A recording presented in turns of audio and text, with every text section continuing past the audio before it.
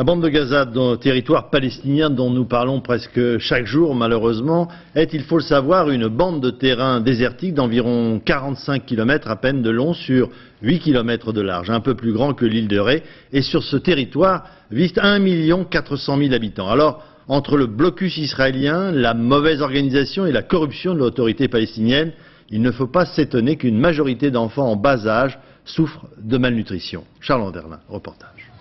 Sans l'aide de l'Agence de l'ONU pour les réfugiés, il n'y aurait rien à manger dans la minuscule cuisine de Samaher.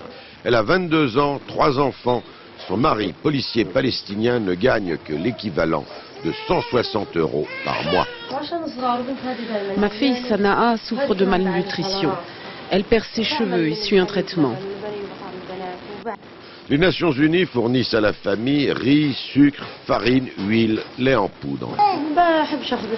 Cela ne suffit pas toujours pour le mois. Alors, quand je n'ai plus rien, je n'emprunte pas, mais parfois c'est trop dur et je demande l'aide de ma famille.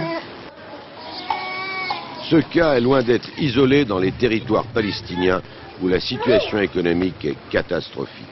Avec plus de la moitié de chômeurs et des salaires souvent très bas, 17% des enfants de moins de 5 ans souffrent de malnutrition chronique, 13% de malnutrition grave ou modérée.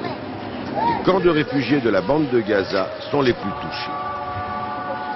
Les cas d'insuffisance en vitamines et en protéines sont diagnostiqués lors de visites de routine dans les cliniques des Nations Unies.